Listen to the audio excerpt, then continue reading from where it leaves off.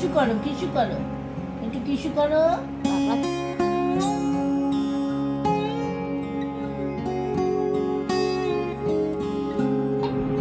দুষ্টামি কেন করেছো?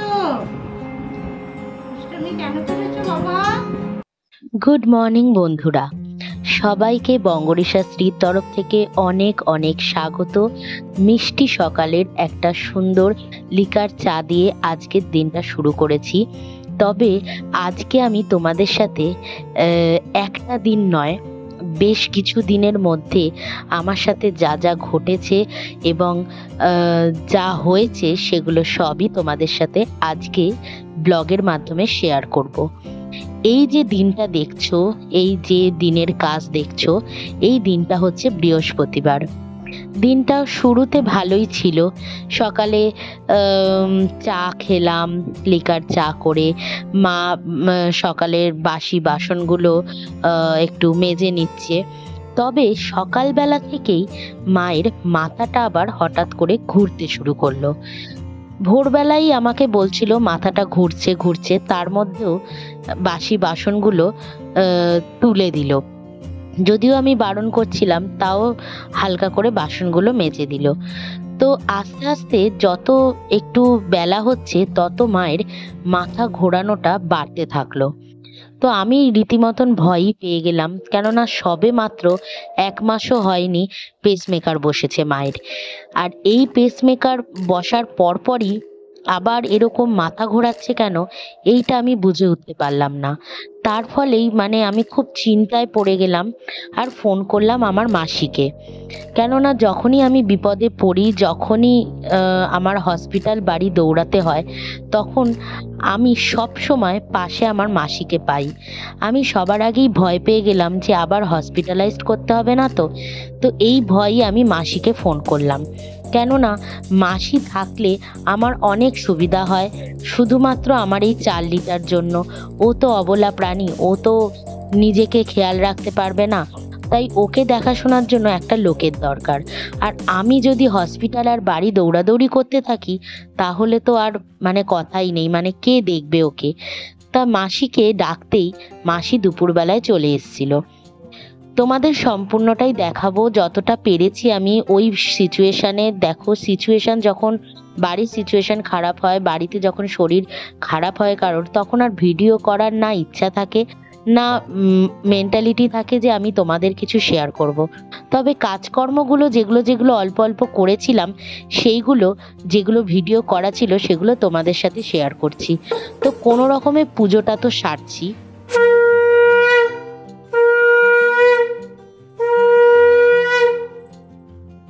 তাড়াতাড়ি করে পুজোটা সেরে নিলাম, যাতে মাসি এলে আমাদের ডাক্তার দেখাতে যেতে সুবিধা হয়। আর ডাক্তারের অ্যাপয়েন্টমেন্ট নিলাম, সে হচ্ছে ডাক্তার বসবে সন্ধেবেলায়। তাই দুপুরবেলার যত কাজ ছিল সবই আমি সেরে নিতে পেরেছিলাম। আবার মায়ের কাছে দেখো চার্লি বসে একটু আদরও খেয়ে নিচ্ছে। তখনও আমরা ভাবতে পারিনি যে ওই দিন রাত্রিবেলাতেই মাকে হসপিটালাইজ করে দিতে হবে। মাসি চলে এসছে, দেখো। কালকে মেয়ে নাইটিটা পুরো ছিঁড়ে দিয়েছে। 2 সপ্তাহ হলো বার করেছে ওই নাইটিটা। পুরো এমনই ছেঁড়া ছিল যে আর করতেই পারছে না। বুক অবধি ফালা করে দিয়েছে। কেন করেছো দুষ্টামি? দুষ্টামি কেন করেছো? দুষ্টামি কেন করেছো বাবা? দুষ্টামি করেছো কেন? কেন করেছো? তুমি ওই ছেলেগুলোর সাথে খুব লাফালাফি করো। হ্যাঁ, খুব লাফালাফি করো তো, খুব লাফালাফি করো, আমি দেখেছি। ক্ষুদিরাম হসপিটালে এসে আমরা বসেছিলাম ডাক্তার দেখানোর জন্য। আর ডাক্তার দেখেই বলে দিল অ্যাডমিট করতে হবে হসপিটালে। আর রাত্রি 9টা, 9:30 সময় অ্যাডমিট করতে হলো। শুক্রবারটা তো কোনো রকমে কাটিয়ে নিলাম। আর শনিবার দিন সকালবেলায় দেখো চলে এসছে আমার হাজবেন্ড।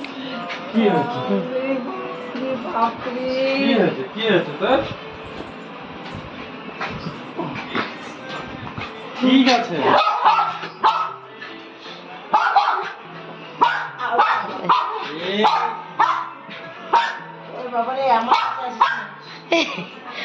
কেন দেরি হলো গেট খুলতে?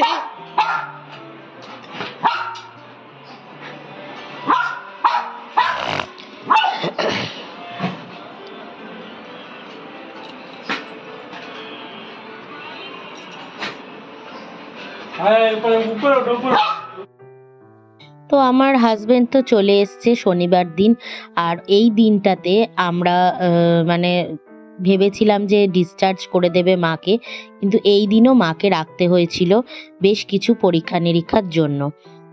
তো যাই হোক, এইভাবে রোববার অবধি আমরা কাটিয়ে নিলাম, কেননা রোববার দিন মাকে ডিসচার্জ করে নিয়ে চলে এসেছিলাম বাড়িতে। আর এইভাবে এই হসপিটালে থাকার দিনগুলো কিভাবে যে কাটালাম সে একমাত্র আমিই জানি। আর সঙ্গে মাসি ছিল বলে অনেক আমার সুবিধা হয়েছে।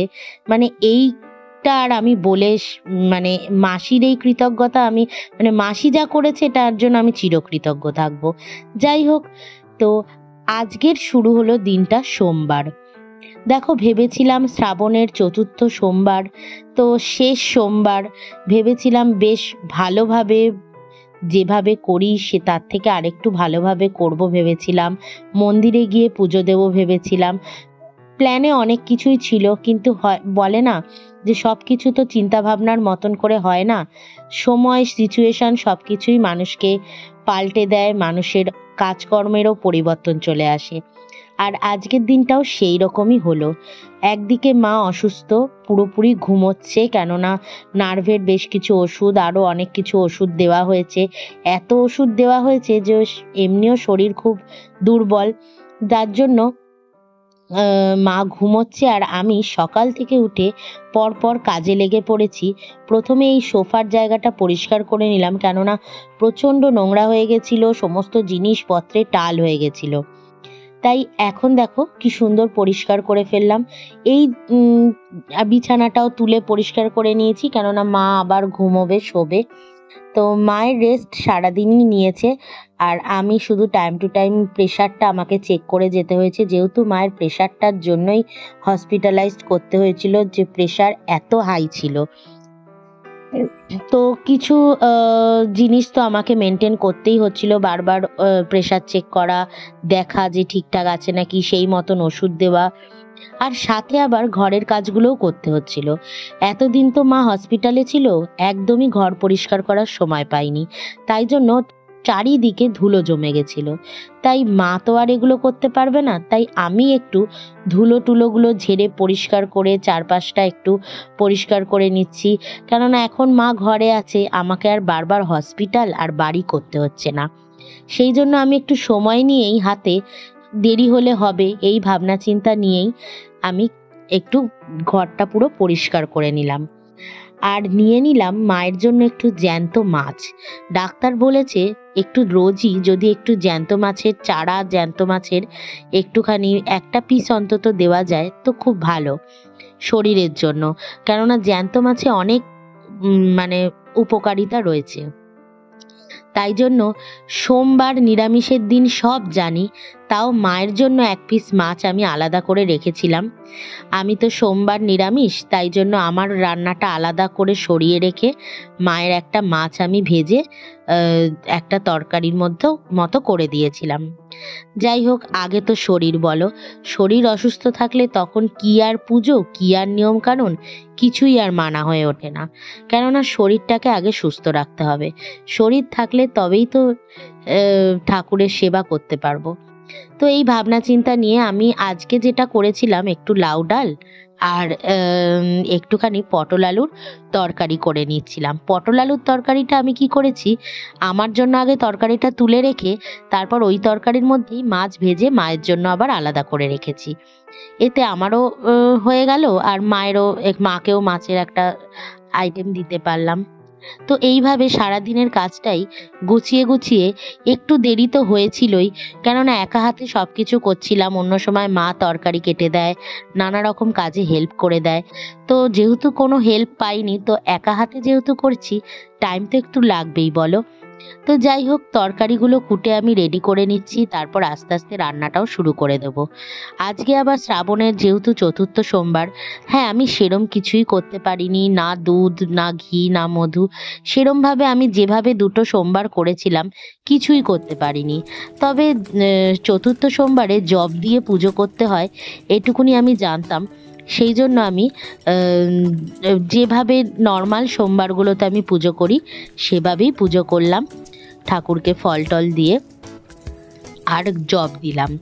তো যাই হোক, সেটা করব আস্তে ধীরে, তোমাদেরও দেখাবো। আমি পুজোটাও পুরোপুরি ভিডিওতে করে উঠতে পারিনি, কেননা এক হাতে মানে সব কিছু করছি, তো পুরো সংসারটা দেখছি, পুরো কাজকর্মগুলো করছি, তো অনেক কিছুরই ভিডিও হয়তো মিস হয়ে যাচ্ছে, সব কিছু করে ওঠা হয়ে হচ্ছে না, সময়ের মধ্যেও কোলাচ্ছে না। তো যাই হোক, আপাতত তো রান্নাটা বসিয়ে দিলাম। ভাবলাম যেহেতু মাকে সময় মতন খেতে দিতে হবে, আমার খাওয়াটা একটু দেরি হলেও অসুবিধা নেই, কিন্তু মাকে তো একটার মধ্যে খেতে দিয়ে দিতে হবে, কেননা মায়ের অনেক আবার ওষুধ আছে। এখন ওষুধ যা খেত তার থেকে আরও বেশি বেড়ে গেছে, আরও অনেক ওষুধ খেতে হয়। তো সেই জন্য টাইম মতন খাবারটা না দিলে শরীর উইক হয়ে যাবে। তো যাই হোক, ডালটা করে নিচ্ছি, তারপরে পটল আলুর ঝোলটাও করে নেবো। তোমরা আস্তে আস্তে দেখতে থাকো। আজকের এই ব্লগটা একটু অন্যরকমই হলো, কেননা বেশ কিছু দিনগুলোর কিছু কিছু ভিডিও তোমাদের সাথে শেয়ার করলাম। এই কারণেই, কেননা দেখো ওগুলো করেছিলাম, তোমাদের সাথেও একটু শেয়ার হয়ে গেল, আর তোমাদেরকে বলতেও আমার সুবিধা হলো যে কি কি ঘটলো কদিন, যার জন্য আমি এতদিন ব্লগটাও ছাড়তে পারিনি। আর এই সব পরিস্থিতিতে ব্লগ ছাড়াও যায় না, কত রকম মানে এই রকম দিনগুলোতে শুধু হসপিটাল বাড়ি এই করে গেছি।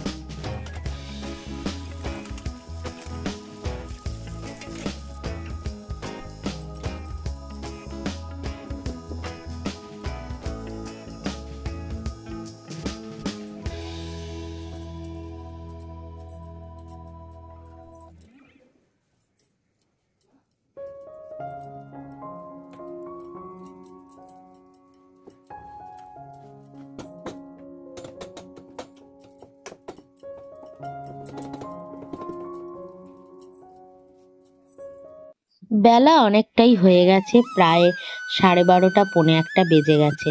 কিছু করার নেই, এত ঘরের কাজ কর্ম সমস্ত কিছু গুছিয়ে তারপর মাকেও খেতে দিয়ে দিলাম, কেননা 1টার মধ্যে মাকে খেতে দিয়ে দিতে হবে।